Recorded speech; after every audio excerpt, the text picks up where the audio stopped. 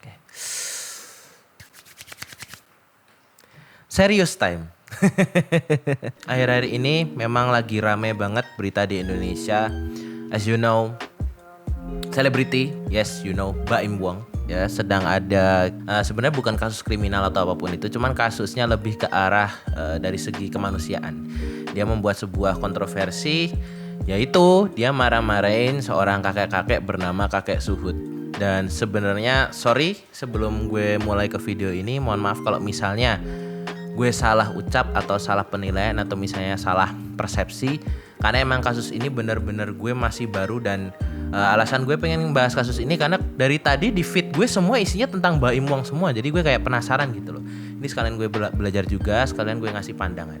Oke, kita nonton video pertama dari Indosiar, kronologi Kakek Suhut dan Baim Wong. Kakek Suhut angkat bicara. Oke. Iklan dong. Go. Kita nanti akan melihat bagaimana kronologi kejadian dari Kakek Suhut dengan Mbak Imong seperti apa. Langsung saja kita simak yang satu ini. Oke, let's go. Apa hubungannya ngejar-ngejar saya minta minta uang? Ada nanti buat bantuan saya buat jual apa? Dan jualan ini. Ikut-ikutin saya sampai berapa kilo tadi? Ngapain? Jangan, nggak ada ngemis-ngemis gitu. Saya nggak mau jadi pikiran banyak orang ya, akhirnya saya buat seperti inilah. Oke, kembali itu adalah persepsi saya, bosku. Mau atau nggak diterima, saya bilang nggak apa-apa ya. Yang penting saya udah ngomong seperti ini, terserah deh. Saya bilang nggak apa-apa banget. Tapi kembali saya tidak menyesali apa yang saya lakuin beneran. Tapi kalau misalnya ada pihak-pihak yang tidak suka, saya minta maaf ya. Aksi Baim Wong tersebut tentu saja mengejutkan publik yang selama ini mengenalnya sebagai sosok yang dermawan. Seperti yang gue sering bilang ke teman-teman semua, kayak teman-teman tongkrongan atau saudara-saudara gue yang suka nanyain kan dulu, lu kenapa sih nggak bikin konten prank atau konten misalnya giveaway atau misalnya konten-konten bagi-bagi sesuatu atau konten apa ya yang trending gitulah dengan judul yang clickbaity ya model-model gitu. Mungkin memang kalau gue pikir secara algoritma YouTube itu lebih menguntungkan. Dalam artian interestnya tuh lebih banyak, pasarnya, gait pasarnya tuh lebih gampang, oke? But ada konsekuensi di balik setiap tindakan kita, right? Baim Wong kalau menurut gue dari satu video yang gue pernah tonton dulu yang dia nyamar jadi pengemis atau apa ya, orang gila apa yang ketika ada orang simpati ke dia tuh sama dia dikasih uang. Nah, mungkin dia niatnya cuma bikin konten itu aja kan, konten itu setelah diupload selesai. Nah, orang lain ya yang mungkin ya tadi persepsinya beda-beda mungkin berpikir wah ini Baim Wong nih orang kaya nih, kita harus ngedempet, apalagi dengan tipikal psikologis ala-ala netizen Indonesia kan.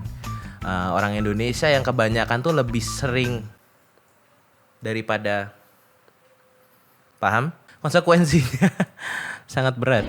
Sementara itu, setelah video tersebut viral, sosok kakek tua yang diketahui bernama Kakek Suhut itu pun Apalagi kalau orang yang aji mumpung.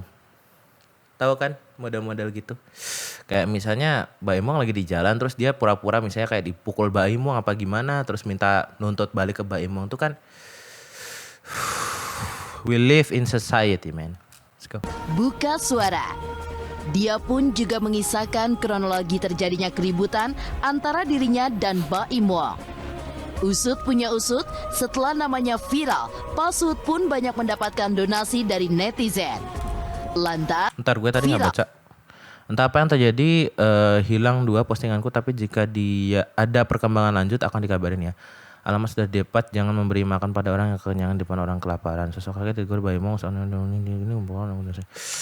Oke. Pak Suhut pun banyak mendapatkan donasi dari netizen. Lantas, seperti apakah kronologi kejadian sebenarnya dari kacamata sang kakek?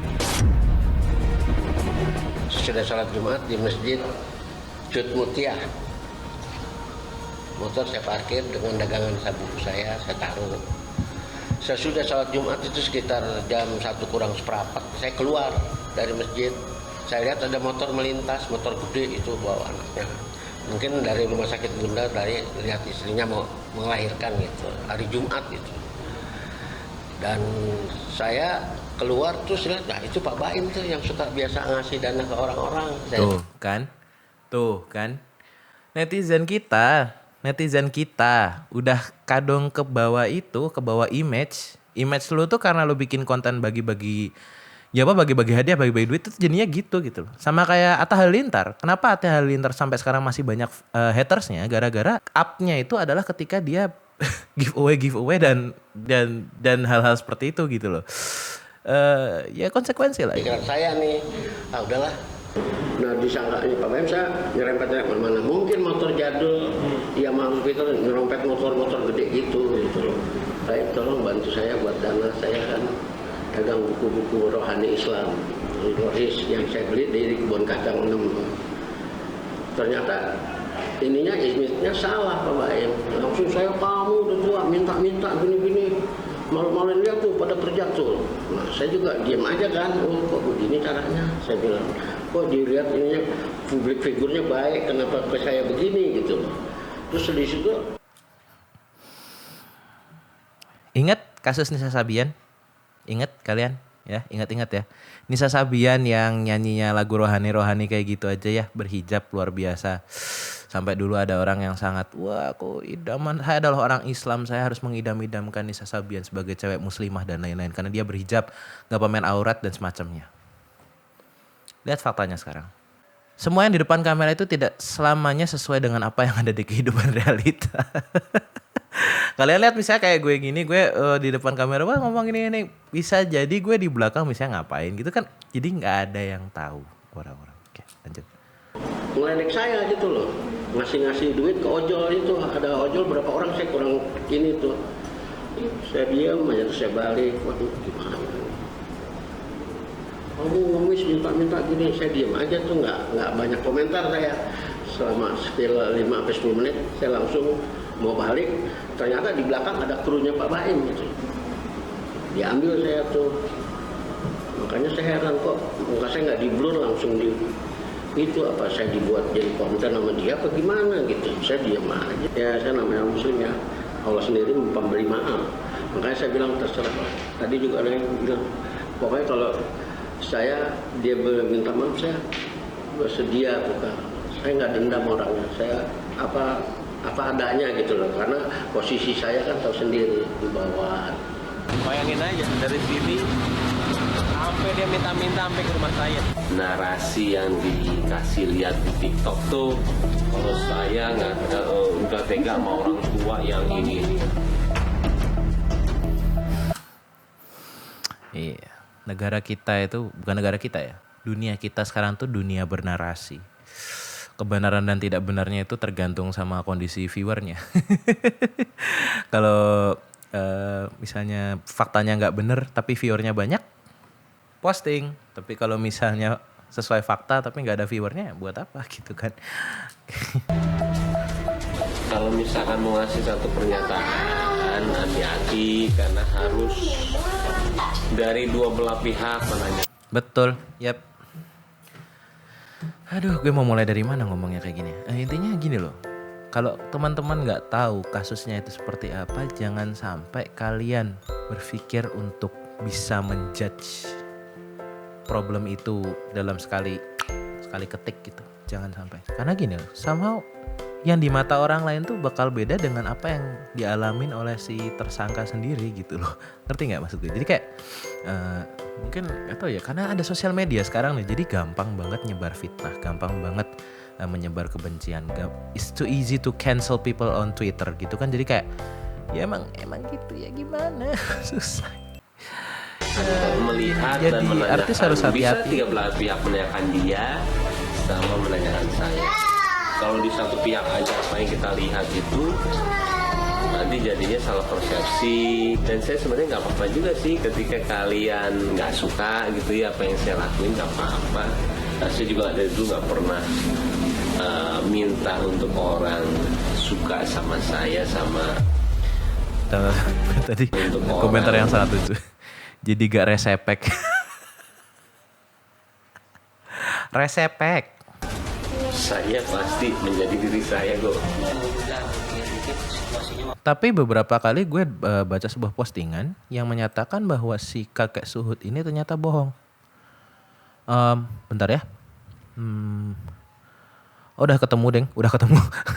Gak, gue kemarin kayak baca-baca di Instagram apa di mana gitu. Intinya ada yang bikin sebuah artikel tetangganya apa-apa gitu.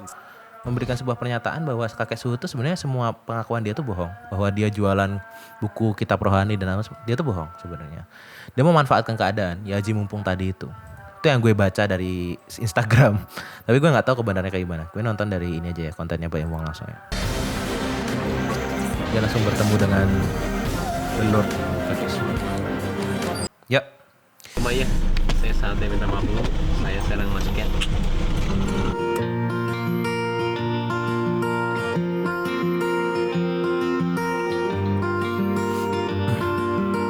Saya video boleh Mas Ben? Izin? Boleh.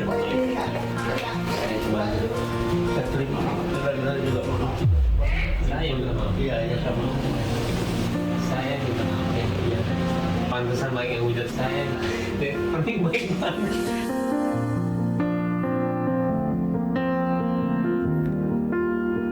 Saya malu. Nggak apa-apa, bukan malah ini akan hilang ada fokus. Itu kan tergantung dari kondisi kita. Mencoba bayar capek, maklum, apalagi Pak Paula ini kan apa yang bisa ikutin itu melahirkan apa-apa. Oke. Fix, selesai urusan. Ya, gitu doang sebenarnya sih. Sebenarnya tuh yang memperpanjang masalah di sini tuh bukan salah satu di antara pihak yang bermasalah. Justru netizennya itu yang bikin masalah menurut gue. Netizen dan medianya. Medianya Haji Mumpung, wah ini kasus besar, digede-gedein, blowing, boom. Netizennya tambah bikin panas. Ya udah, jadi masalah besar. Aslinya, ini kan semuanya bentuk kesalahpahaman. Iya nggak sih? Kalau teman-teman narik kesimpulannya dari kasus pertama terjadi sampai mulai blow up sampai akhirnya penyelesaian seperti ini. Jadi cuma kesalahpahaman aja gitu. Lebih amannya gimana? Jangan bikin konten bagi duit. Gitu kan? Bagi duit aja. Kamera mati, ya kan? Kamera nyala, bagilah kebahagiaan. Ya. Kebahagiaan dalam bentuk apa? Ya cerita yang senang-senang, bagi pengalaman atau apapun itu kan lebih enak gitu. Aduh, ya udah kalau gitu guys, gitu kira-kira penilaian gue mengenai kasus ini. Gue nggak mau panjang-panjang. Intinya di analis gue sementara ini adalah teman-teman netizen, siapapun itu, fansnya Baim Wong, fansnya Atta Halilintar, fansnya Reza Arab, fansnya Piki Pik, fansnya siapapun. Pertama, jangan kalian anggap bahwa apa yang di depan kamera itu real, right? It doesn't look like that. Oke. Rata-rata udah nyalain kamera, ya udah mereka akan bersikap as a normal people, as a happy people. Yeah, I'm sure. Jadi ketika kamera mati bisa jadi gitu kan, nggak ada yang tahu gitu kan.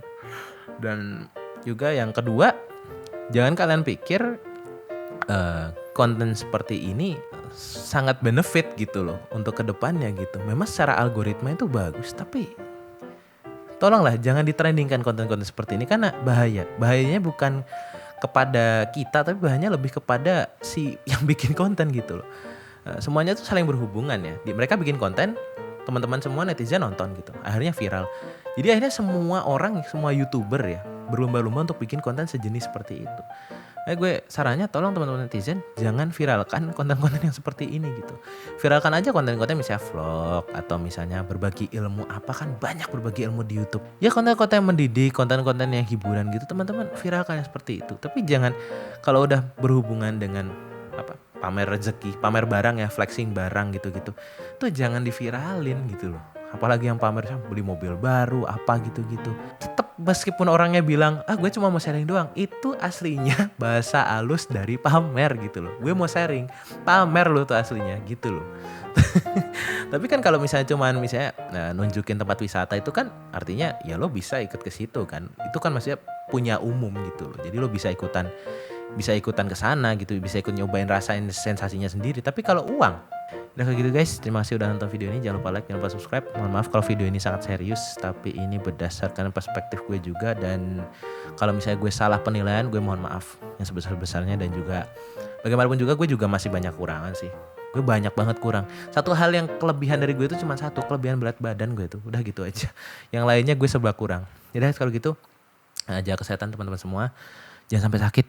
Jangan sampai sakit. Kalau sakit tuh sebenarnya nggak enak ya. Sakit tuh lo nggak bisa ngapa-ngapain, nggak bisa bikin konten, nggak bisa gaming, nggak bisa main, ya kan? Nggak enak kan? Oke. Udah gitu guys. Big Z.